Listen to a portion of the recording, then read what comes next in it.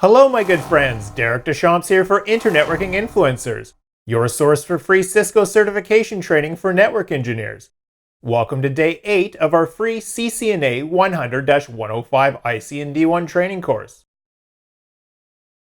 The Internetworking Influencers CCNA 100-105 ICND1 training course is comprised of 13 videos, each focusing directly on a set of specific items on Cisco's official exam topic list.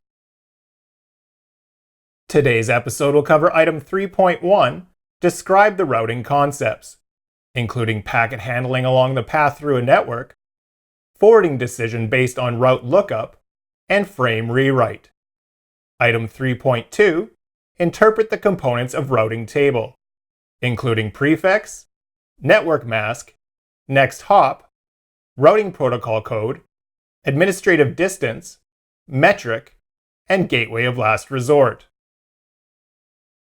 And lastly, item 3.3, describe how a routing table is populated by different routing information sources, including admin distance. As a reminder, today's video has a set of free practice questions that are available on our website at internetworkinginfluencers.com that will help you brush up on the topics you learned today. The questions are a true representation of the types of questions you'll face on the actual exam, so be sure to check those out once we're done. Today we are going to start things off by looking at how frames are rewritten by routers when transporting IP packets through a network. An IP packet is encapsulated in a frame before being transported over a link. The frame's header and trailer contain all the information necessary to transport the packet to the next layer 3 device in the network path. The type of frame that is used is dependent on the type of interface. For example, when an IP packet is sent out an Ethernet interface, an Ethernet frame is used to encapsulate the packet. The frame is then used to transport the packet to the next layer 3 device in the network path. When an IP packet is sent out a serial interface, by default, an HDLC frame is used to encapsulate the packet. The encapsulation can also be changed to use other frame types, including PPP or frame relay. When a router receives a frame, it removes the IP packet and discards the frame. The router then uses its routing table to make a decision on where to forward the packet. The router then encapsulates the IP packet in a new frame. The new frame contains all the information necessary to deliver the packet to the next layer 3 device in the network path. This process of discarding the old frame and creating a new frame for transport is referred to as frame rewrite. So let's look at an example of frame rewrite on an Ethernet network. As we've discussed in previous episodes, an Ethernet frame is delivered based on the destination MAC address. Now, if host A and host B were on different subnets, and host A wanted to send an IP packet to host B, it would encapsulate the packet in an Ethernet frame, containing its own MAC address as the source and its default router's MAC address as the destination. When router 1 receives the frame, it would remove the IP packet and discard the frame. Router 1 would then use its routing table to make a decision on where to forward the packet. Router 1 would then encapsulate the packet in a new frame, containing its outgoing interface's MAC address as the source and router 2's MAC address as the destination. When router 2 receives the frame, it would remove the IP packet and discard the frame. Router 2 would then use its routing table to make a decision on where to forward the packet. Router 2 would then encapsulate the packet in a new frame, containing its outgoing interface's MAC address as the source and host B's MAC address as the destination. Now that we know how frames are rewritten, let's take a look at how a router makes a decision on where to forward an IP packet. A routing table is a list of routes that is used to make a decision on where to forward an IP packet. The routing decision is based on the destination IP address. Each route contains a destination network or subnet and information on how to get there. If the routing table contains more than one route to a destination, the most specific route, that is the route with the longest prefix, is used. If the routing table contains more than one route to a destination and the prefix lengths are equal, traffic will be load balanced across the paths. For example, if we look at this routing table entry, we can see that the destination subnet 10.1.0.0/16 can be reached by forwarding the packet to 192.168.1.254. If we look at this second entry, we can see that the destination subnet 10.1.1.0/24 can be reached by sending the packet to 192.168.1.10. If this router was routing a packet with the destination IP address 10.1.1.1, both these routes would match the destination. However, since the 10.1.1.0/24 route has the longest prefix length, with a prefix length of 24, the packet would be forwarded using this route. If more than one route with the prefix 10.1.1.0/24 existed, traffic would be load balanced across the paths. A default route is a route to the destination 0.0.0.0/0. A default route is the least specific route that will match all destinations. A default route is used to forward a packet when no other route matches the destination IP address. The gateway of last resort is the default route that has been selected to be used by the router. Default routes that are eligible to become the gateway of last resort are known as candidate default routes. For example, if we look at these routing table entries, we can see that the destination 0.0.0.0/0 can be reached by forwarding the packet to 192.168.2.254. We can also see that the router has chosen this candidate default route to be the gateway of last resort. This means that any packet that does not match another route will be forwarded to 192.168.2.254. Now that we know how a router uses a routing table to make forwarding decisions, let's take a look at how a routing table is created. Routes can be injected into the routing table from many different sources. For example, connected routes are automatically injected for each network or subnet that is directly connected to the router. Static routes can be injected manually by a network engineer. Routes can also be dynamically learned and injected by routing protocols, such as EIGRP, OSPF, RIP, and BGP. Administrative distance is used to decide which route is injected into the routing table when multiple routes to the same destination are learned from more than one source. Preference is given to the route with the lowest administrative distance. Each route source has a default administrative distance. For example, routes to connected networks or subnets have a default administrative distance of 0. Statically configured routes have a default administrative distance of 1. Internal routes from EIGRP have a default administrative distance of 90. OSPF routes have a default administrative distance of 110. RIP routes have a default administrative distance of 120.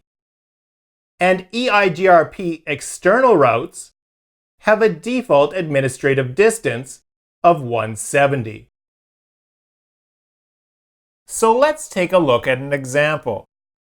If a route to the same destination was learned by both OSPF and RIP, only the route with the lowest administrative distance would be injected into the routing table. Since the default administrative distance of OSPF is 110, and the default administrative distance of RIP is 120, only the OSPF route would be injected into the routing table. Metrics are used to decide which route is injected into the routing table when multiple routes to the same destination exist within the same routing protocol. Preference is given to the route with the lowest metric. Each routing protocol has its own unique way of calculating metrics. If multiple routes to the same destination have the same administrative distance and metric, each route will be injected into the routing table, and traffic will be load balanced across the paths. For example, if OSPF learned multiple routes to the same destination, they would have the same administrative distance, since OSPF has a default administrative distance of 110. This means that the route with the lowest metric would be injected into the routing table. In this case, the route with a metric of 2. If OSPF learned multiple routes to the same destination that had the same administrative distance and metric, both routes would be injected into the routing table, and traffic would be load balanced across the paths. Now that we know how a routing table is built, let's take a look at one. I'll begin by logging into a router that has been pre-configured with various route sources, and going into privileged exec mode by typing the command enable. Now to view the routing table, we enter the command show IP route. Here we can see that a static route has been configured for the destination subnet 10.1.0.0/16. Packets destined for this network will be routed to 192.168.1.254. The code S at the beginning of the route indicates that this route has been statically configured. The first number in the brackets following the destination subnet is the administrative distance. Since this is a static route, it has an administrative distance of 1. The second number in the bracket is the metric. All static routes have a metric of 0. Next, we can see that two static routes exist for the destination 10.1.1.0/24. This network can be reached by sending packets to both 192.168.1.10 and 192.168.1.5. Since both these routes have the same administrative distance and metric, traffic will be load balanced across both paths. We can also see that the three subnets 10.2.2.0/24, 10.3.3.0/24, and 10.4.4.0/24 can all be reached by sending packets to 192.168.2.254. All three of these routes have a code of O, meaning they were learned by the routing protocol OSPF. The routes each have an administrative distance of 110, which is the default for OSPF. OSPF has also assigned each route a metric of 2. Next, we can see that the network 192.168.1.0/24 is directly connected to Fast Ethernet 0/0. Any packets destined for this network will be routed out this interface. Routes to directly connected networks are created automatically for the subnet of each interface. Routes to directly connected networks are indicated by the code C. Routes with a code of L for local are also created automatically for each interface's IP address. Here we can see that a local route has been created for the IP address 192.168.1.1/32, which belongs to Fast Ethernet 0/0. Traffic destined for a local route will be processed by the router itself and not forwarded. Next, we can see that both a connected and local route have also been created automatically for Fast Ethernet 0/1. The connected route with a code of C was created automatically for its subnet 192.168.2.0/24, while the local route with a code of L was created automatically for its local IP address 192.168.2.1/32. Lastly, we can see that a static default route has been configured with the destination 0.0.0.0/0. The star indicates that this route is a candidate default route. And as we can see, this route has been chosen to be the gateway of last resort. This means that any packet with a destination address that does not match any other route will be forwarded to 192.168.2.254. As the routing table grows in size, it sometimes becomes difficult to identify which route a packet will take to reach its destination. To view which route a packet will take to reach its destination, we can use the command show IP route followed by the destination IP address. In this case, let's use a destination IP address of 10.1.1.1. Here we can see that the routing entry for 10.1.1.0/24 is the closest match to our destination, and that packet sent to this address will be forwarded to both 192.168.1.10 and 192.168.1.5. We can also see that these routes have been statically configured and have an administrative distance of 1. And that brings us to the end of Day 8 of Internetworking Influencers CCNA 100-105 ICND1 training course. Don't forget to complete the free practice questions for today's material, which can be found on our website at internetworkinginfluencers.com.